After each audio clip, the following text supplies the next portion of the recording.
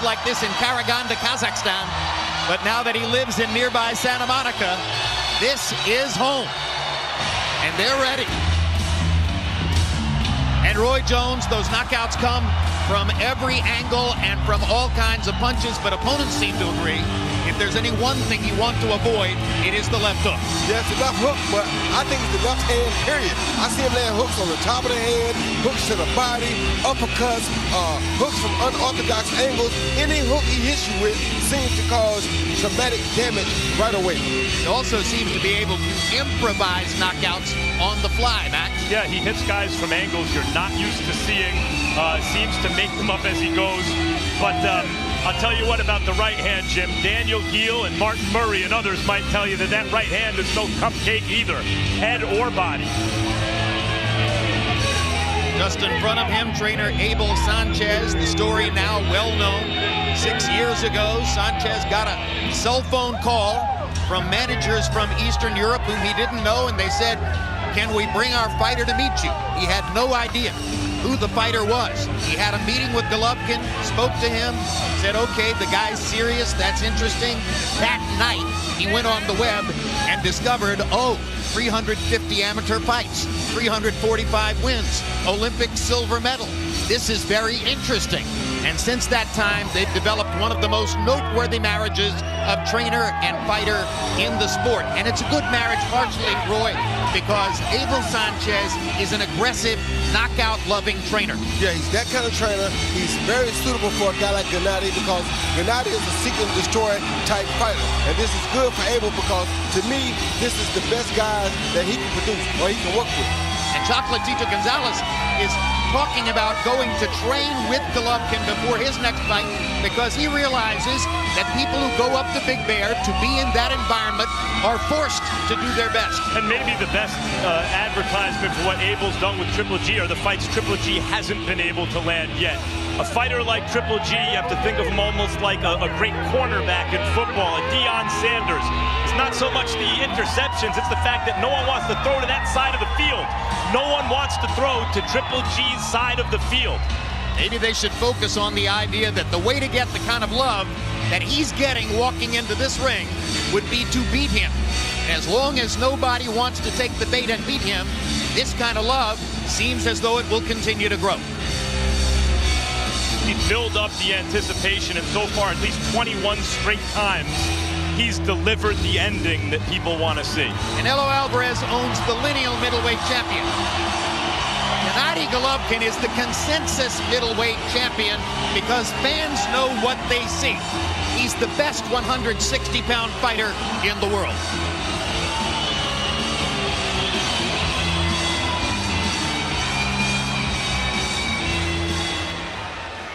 And now, let's go to Michael Buffer for the official introductions. Ladies and gentlemen, from the fabulous forum here in Inglewood, California, serving the Southland, this is the main event of the evening. 12 rounds of boxing for the middleweight championship of the world. And it's all brought to you by K2 Promotions and Triple G Promotions in association with TGB Promotions. Sponsored by Expo 2017, BI Group, Tesla Bank, and Tecate con Carácter. Sanctioned by the California State Athletic Commission, Chairman John Frierson, Executive Officer Andy Foster, WBA President Gilberto Jesus Mendoza, IBF President Darrell Peoples, IBO President Ed Levine, and representing the WBC for its interim title, President Mauricio Suleiman. At ringside, the three judges scoring, Adelaide Bird, Steve Morrow, and Pat Russell. And inside the ring, in charge of the action at the bell, World Championship veteran referee Jack Reese. And now, the officials are ready. The fighters are in the ring, and they are ready. LA, are you ready? For the thousands in attendance and the millions watching around the world, ladies and gentlemen, let's get ready to rumble!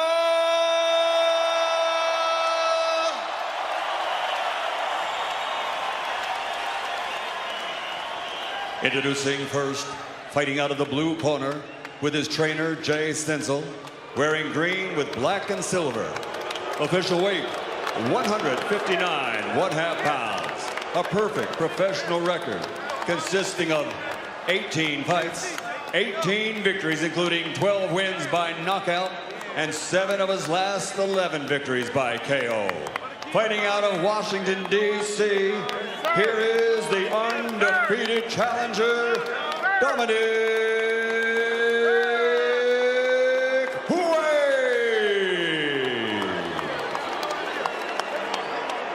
And across the ring, fighting out of the red corner with his trainer, Abel Sanchez, wearing blue with white, officially weighing in at 159 pounds.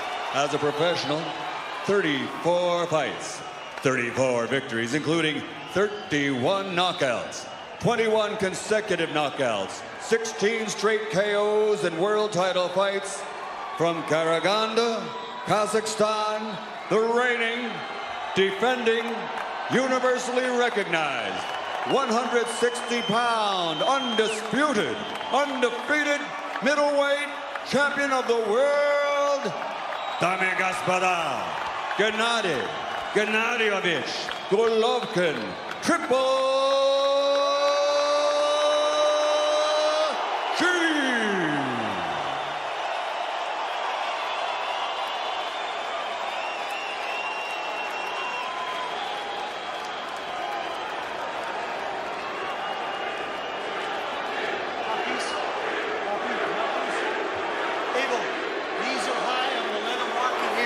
Yeah. These are high. I'm going to let them work. Those are good.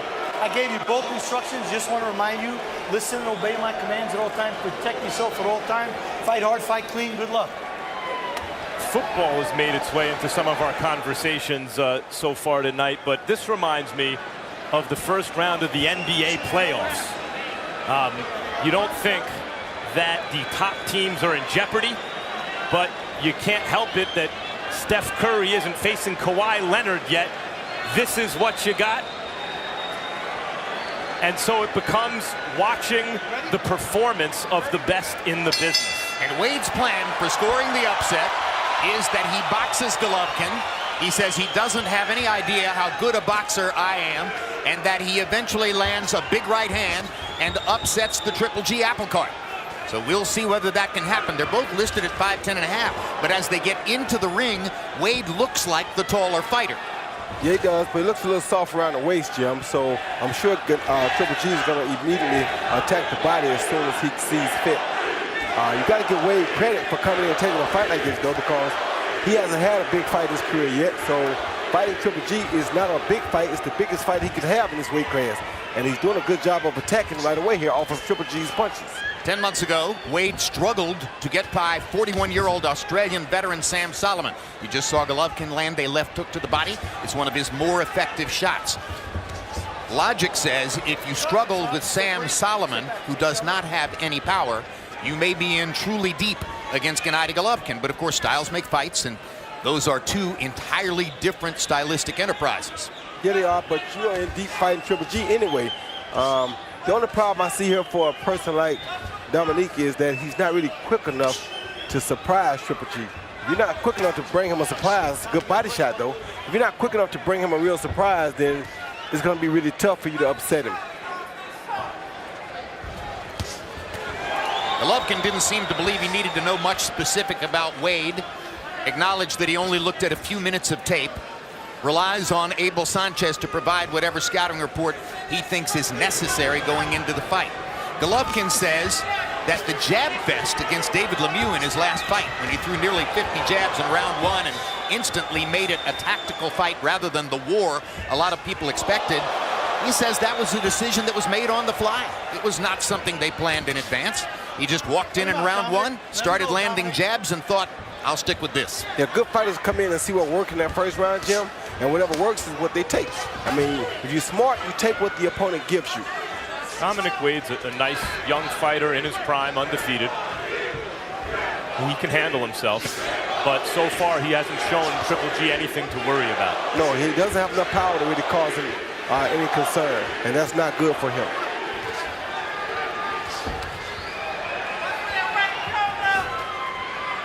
2.5 minutes in.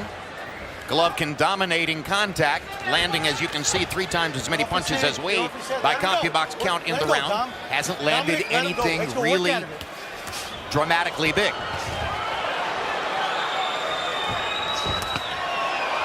Now he does. That was big enough. Yes, it was. Big enough to end the fight, as a matter of fact. Are you okay? Not enough time in this round. Walk to me. Give me your gloves. So 1 knockdown on a right hand over the top, but Wade makes it out of round 1.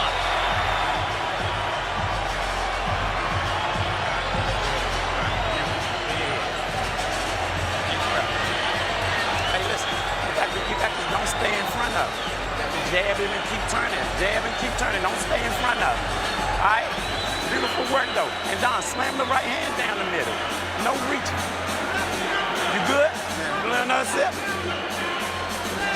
It's pretty loud in here. So when you talk to me, talk pretty loud, okay? It's loud. All right, now. Stay on that jab. Double jab. And He see Triple G in close, but Dominic was trying to hold him, and this is why he tried to hold him, because he didn't want to catch his overhand right to the back of the head. That shot causes all types of damage. You can't really see it coming. Hits your neck in a very unorthodox way that it causes you to just lose equilibrium, and down he goes. That's the 2nd time in Wade's career that he's been down. Both knockdowns occurred in the 1st round. We'll see if he can get his bearings. Last time it happened, he got his bearings and came back and won the fight. Shot behind the ear like that is a quasi-rabbit punch, but the way Dominic Wade was turning away, he's presenting that as the target. Golovkin seemed to hurt him with another right hand, but this time Wade stayed up. Yeah, he hurt him again with that same right hand, Jim. And now he knows it's just a matter of time before he catches him and finishes it.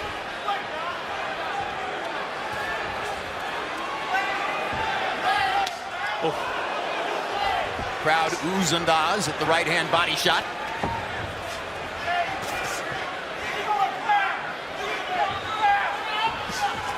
Good body shot by Triple G. His body shots are sturdy. And a lot like Chocolatito, Jim, when they realize a guy can't hurt him, he has a relentless attack, and that in itself is a weapon that they use on the opponent to weaken him. Good body shot again. Stop. Nobody punch. Step out. Step out. Wade looked a little stiff-legged as he backed up after that body shot. Golovkin missing with the right hand. That might have finished it if he had landed it.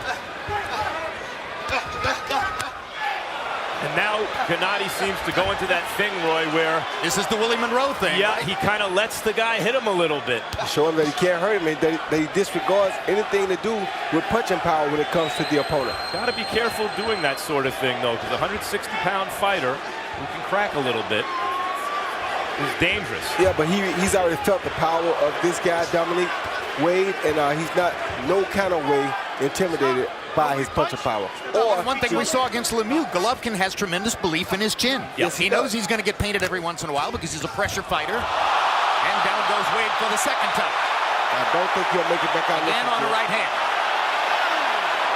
Doesn't look eager to get up. No. 8, 9. Do you want to continue? Look at me. Do you want to continue? Yes. No, this fight is Say it over. again. Say it again. Give me gloves. You better protect yourself. Relax. You'd better protect yourself. I know that he can. Good hook, Some of his best shots now, Roy. Yeah, that's a good hook that he threw. It was the Golovkin left hand, and now it's the right hand. Same punch. And let's see if Jack Reese is even going to consider allowing 6, Wade to continue 7. after the 3rd 8, knockdown of the fight. 9, 10. And that's it. Less than 2 rounds, a series of right hands, and that was The first knockdown was a left hand. The right hand actually hit his shoulder, I believe. It was the left that did the damage, but we'll see on replay. The right hand finished it, but I think Wade was already a finished fighter when he got up. It's not just that Golovkin knocks people out. So do number 1 and number 2 now reverse? Well, you could argue, but it's the way he knocks people out. These iconic knockouts, these indelible images of violence. He's amazing.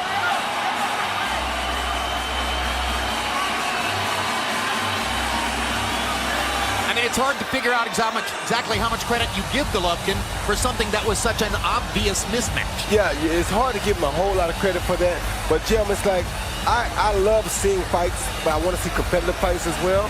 And I know that there's a guy, and I'm not trying to be a promoter, but there's a guy by the name of Morgan Fitch down in the Pittsburgh area that would definitely be a good fight for Gennady Golovkin. Nobody knows Morgan Well, Fitch. they need to find out who he is because he needs competition on our network so that we can enjoy him even Hey, more. listen, if there's somebody good who's willing to get in with him, let's find out who he is. Because there's a lot of expectation at this point that the Canelo-Alvarez fight, if it's going to happen, won't happen until next May, not this September. And some very credible people in the sport, like Teddy Atlas, say very openly that Canelo is never going to fight Gennady Golovkin. And I agree, but when you got an opportunity to fight, well, let's look at this first. Here you see the first knockdown, a jab on the chin, as Max talked about, a left uppercut, then followed by an overhand right to the shoulder. And the shoulder punch took him down, but like Max said, the damage was done from the left hand first. The jab right there, the left uppercut right here, boom, that hurt him, and then the shoulder shot just pushed him down because the hook to the head and the jab to the head did the real damage.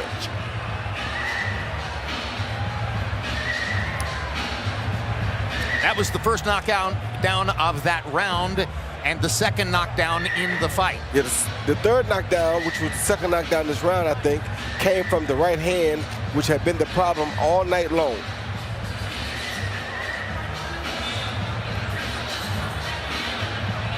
Well, we know that the third knockdown was on a right hand. I believe that the third knockdown was a right to the chin. Yeah, I think to it the was. jaw. And I'm in agreement that Canelo wouldn't want to fight him because why would he fight a bigger man when he could fight somebody like Pacquiao, who Roach talked about him fighting, who's a smaller man and make way more money for the less riskier fight. I think Canelo's the kind of competitor who wants to please fans. I think he understands and respects the boxing public. Yeah. Now here's a look at the final knockdown. A counter shot right over the top of his left, boom, counter right hand, right on the chin, and that ended matters. You couldn't ask for a better right hand than that. You know, I've read some comments from people on the web who say, well, I don't think Golovkin's all that big a puncher. What are they smoking? I don't know what they're smoking or drinking. I mean, come on. He's a big puncher. Which hand are they talking about? The right hand is dangerous. The left hand is even more dangerous. Which hand are they talking about? If he breathes on you, it might be dangerous. Michael Buffer is standing by at the ropes with the official particulars on the knockout. Ladies and gentlemen, referee Jack Reese counts to 10. The official time, 2 minutes, 37 seconds, round number 2. The winner by knockout victory. His record now 35-0, 32 KOs, 22 consecutive knockouts. He is still the reigning and defending 160-pound, undisputed, undefeated middleweight champion of the world, Gennady Golovkin, Triple G.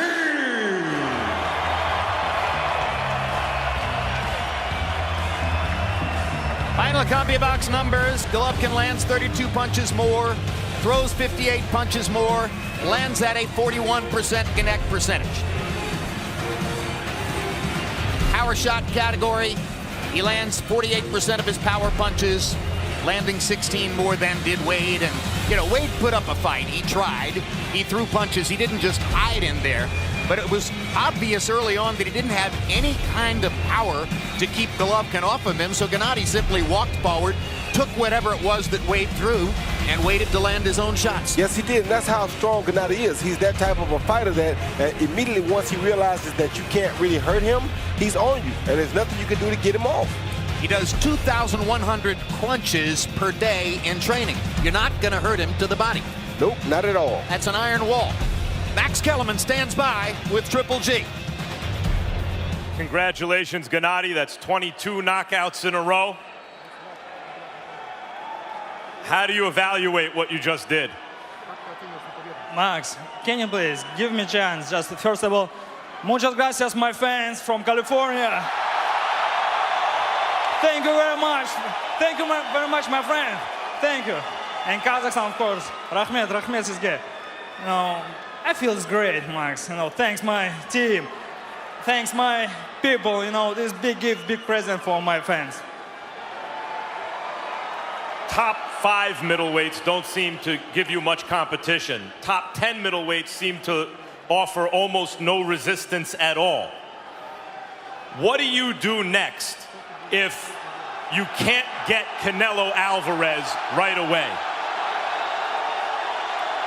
I'm still champion. Just, of course, I need big name or big fight. Today, not easy work, just present my fans. You know, I'm ready, I'm staying here. Just, I'm ready to fight anybody. I noticed you did in the second round today what you seemed to do against other fighters in the past when you were having your way with them. You kind of drop your hands and take some punches in the face. Do you do that intentionally, and why? Yeah, this is not special. This is, you know, I feel after first round, it's nothing. It's very close fight. Just maybe, it's my play. This is my game. You're playing a game. Is that to give the fans a show? Of course, everybody come and just watch my fight. Is that to make other fighters brave to think they can hit you so they will fight you? You know, Max, today I give chance, maybe 1% chance for next fighter. Just, this is possible, just I'm stay here. Do you have anything you want to say to Canelo Alvarez, who has a fight with Amir Khan coming up in a couple of weeks? It doesn't matter who wins, just give me my belt. Hey, I need my belt. I'm ready, guys. Thank you, Gennady. We'll see you again real soon. Jim? So the knockout parade continues for Triple G as he continues to build amazing mystique. One of the fights that people are talking about, Roy Jones, given what appears to be the waiting game for Canelo, is the possibility of Gilberto Ramirez, who just won a title belt at 168 pounds, who is 4 inches taller than Gennady Golovkin, who's a southpaw. Would that be a more interesting challenge than the kinds of things we've been seeing? It would be more interesting than the challenge was tonight for sure, but it's not going to be much more interesting, I don't think, yet, because that guy does not have a lot of experience either.